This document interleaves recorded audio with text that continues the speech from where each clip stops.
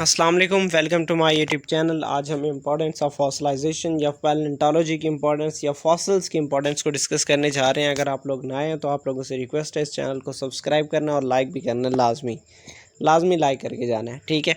तो अब हम डिस्कस करने जा रहे हैं कि अर्थ हिस्ट्री। देखो, अगर मैं बात करूं कि ये जो फॉसल है इसकी मदद से हम अर्थ की हिस्ट्री के बारे में भी इंफॉर्मेशन obtain कर सकते हैं। अब वो किस तरीके से कि यहाँ जो ओल्डेस्ट फॉसल है वो 3.8 बिलियन ईयर्स अगो का है, मतलब 3.8 मिलियन ईयर्स ओल्ड जो है ना हमें एक फॉसल मिला है, मतलब इतना पुराना है। तो अब इस बात से अंदाज़ा लगाया जा सकता है कि इससे 3.8 बिलियन ईयर्स से भी पहले मतलब अर्थ वजूद में आया था, फॉसल तो बाद में आए थे। तो मतलब ये कि अर्थ उससे पहले का है। तो इस तरीके से हमें अर्थ की हिस्ट्री का पता चलता है। नेक्स्ट क्या चीज़ है कि हिस्ट्री ऑफ एनिमल्स।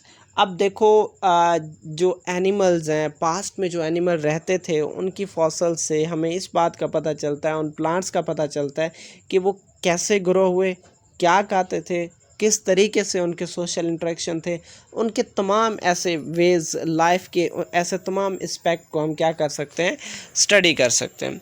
अब नेक्स्ट क्या चीज़ है कि एविडेंस ऑफ एवोल्यूशन।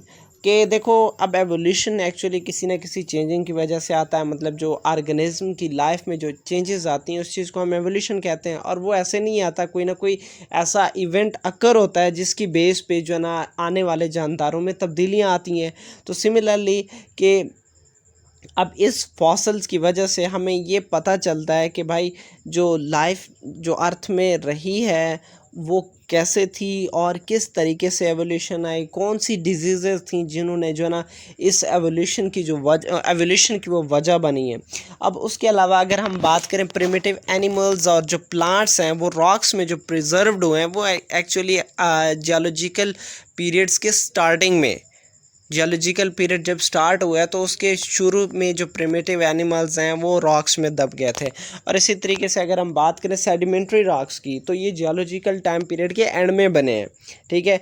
मतलब ये कि जो सेडिमेंट्री रॉक्स बने हैं तो ये कब बने, जब जियोलॉजिकल पीरियड्स के एंड वाले जो एरा थे, जो एंड वाले मतलब ईयर्स थे तब बना है, ठीक है। और उसके अलावा जो है ना दूसरी तरफ अगर हम रॉक के फॉसल्स की बात करें प्रीमिटिव की तो वो कब के हैं, जियोलॉजिकल टाइम स्केल के शुरू में।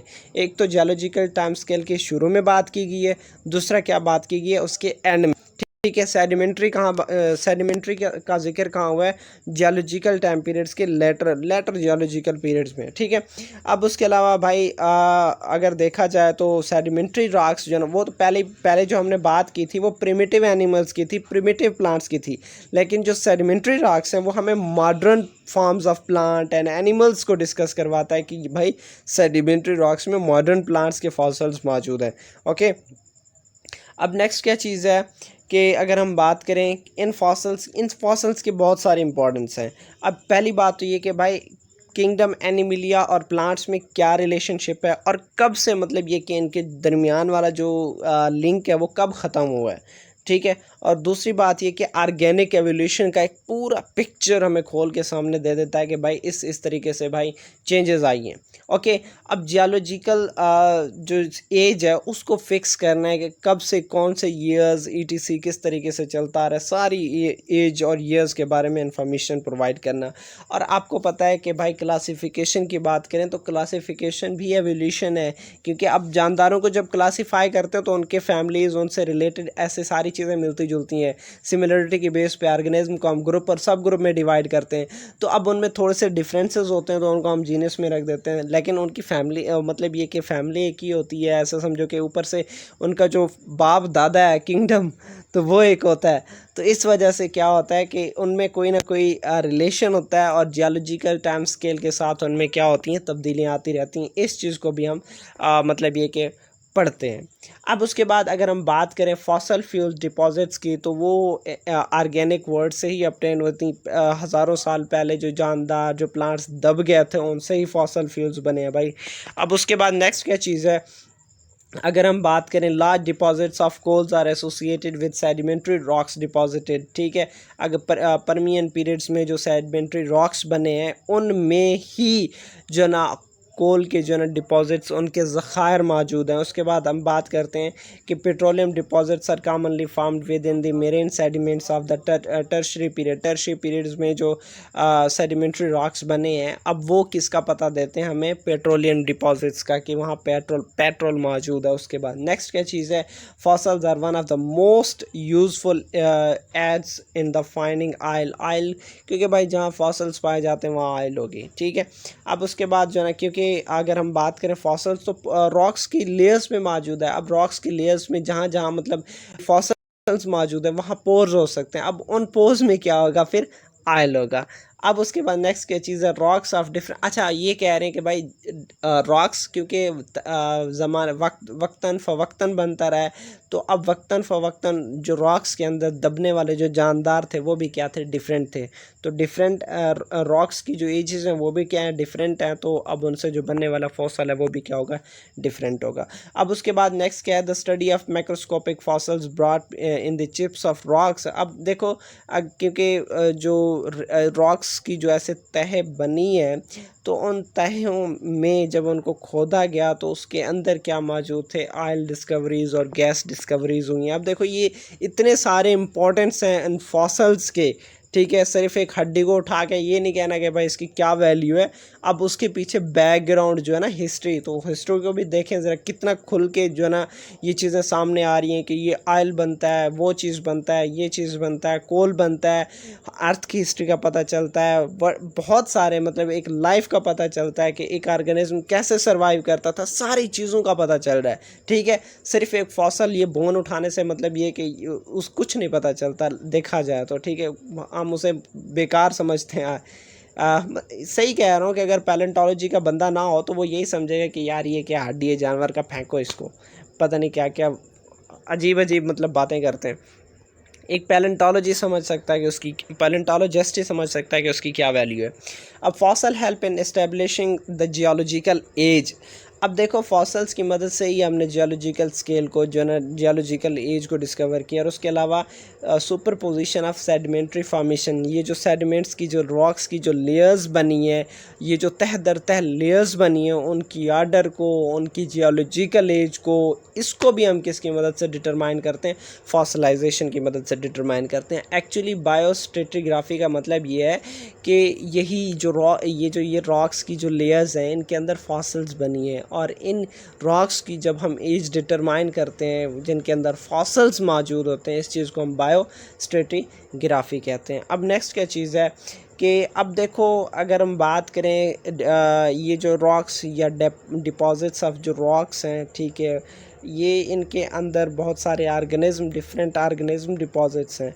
अब ग्रेजुअल एवोल्यूशन की वजह से ये जितने भी ऑर्गेनिज्म डिपॉजिट्स हैं वो इसी रॉक्स के अंदर प्रिजर्व्ड है, ठीक है भाई। जैसे जैसे ग्रेजुअल मतलब एवोल्यूशन आई है, लॉन्ग पीरियड्स में जो भी चेंजेस आई हैं, जो इन रॉक्स की लेयर्स में, सेडिमेंट्स में जितने भी ऑर्गेनिज्म दबे हैं वो प्रिजर्व्ड हैं, ये कहना चाह रहा है। अब उसके बाद अब अगर हम बात करें fossil assemblage of rock bed is different from bed. अब वो कह रहे हैं कि जिस एज में रॉक में जो फॉसल आया उसकी एज उन बेड से डिफरेंट है। बेड्स एक्चुअली जियोलॉजी का वर्ड है, इसका मतलब ये होता है डिपॉजिट्स ऑफ रॉक। ये जो ये बेड आपको नज़र आ रहा है यहाँ, ये बेड वो सोफ़े वाला, वो सोने वाला नहीं है, ठीक है। ख्याल कीजिएगा, उसे ना समझना कि इस बेड का क्या मतलब होता है कि ये जो डिपॉजिट्स ऑफ रॉक होती हैं उस चीज़ को हम बोलते हैं, ठीक है। उसके बाद नेक्स्ट क्या चीज़ है कि जो ये रॉक्स बनती हैं इनकी जो एजेस हैं वो डिफरेंट हैं, और इसी दौरान ये जो फॉसल्स हैं वो उनके अंदर रह जाते हैं, ठीक है। और यही फॉसल्स फिर एक पर्टिकुलर जो ना जियोलॉजिकल टाइम पीरियड को मेंशन करते हैं।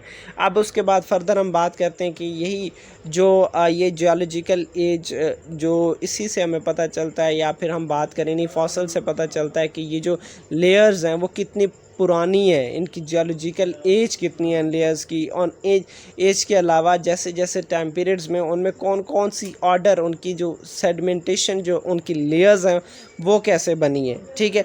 और उसके अलावा एक और बात है कि जहाँ जहाँ भी ये लेयर्स बनी है उन दोनों का ऐसा समझो कि दो डिफरेंट जियोलॉजिकल एरिया में जो ना ये लेयर्स बने, उन लेयर्स में क्या चीज़ सेम है क्या चीज़ डिफरेंट है, इस चीज़ को भी हम उनके फॉसल्स की मदद से क्या करते हैं, डिटरमाइन करते हैं।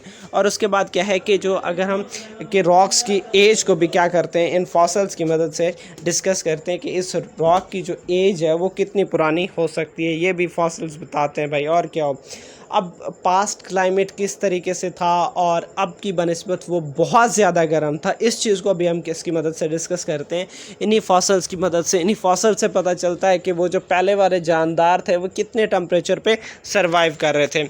और उसके बाद जो ना ग्रीन हाउस इफ़ेक्ट का, ग्लोबल वार्मिंग का उन ऑर्गेनिज्म पे क्या इफ़ेक्ट था, इस चीज़ को भी हम क्या करते हैं, इन फॉसल्स की मदद से स्टडी करते हैं। उसके बाद डायनासोर्स कैसे एक्सटिंक्ट हुए हैं, डायनासोर्स कैसे एक्सटिंक्ट हुए हैं, या दूसरे जो लाइफ्स एंड हुए क्रिटेशियस पीरियड के एंड में ये सारी जो लाइफ ख़त्म हुई हैं, अब इनके पीछे रीज़न क्या है, या जियोलॉजिस्ट ने क्या किया कि भाई कोई ऐसा चीज़ आया है, किसी ऐसे चीज़ ने एवोल्यूशन क्रिएट की है कि चेंजेस लाई हैं। एक्चुअली वो चेंजेस किसकी वजह से आए थे, टेरेस्ट्रियल ऑब्जेक्ट्स की वजह से। एक्स्ट्रा टेरेस्ट्रियल ऑब्जेक्ट्स का क्या मतलब है, ये मेट्रॉइड्स जो आउटर स्पेस से कोई ऑब्जेक्ट, कोई चीज़ जब आती है वो इस अर्थ में आके गिरती है, तो उससे यहाँ के एवोल्यूशन में, यहाँ के ऑर्गेनिज्म में तब्दीली आती है, मतलब वो मरते हैं या कुछ भी होता है, तो ये actually this is a cause of evolution.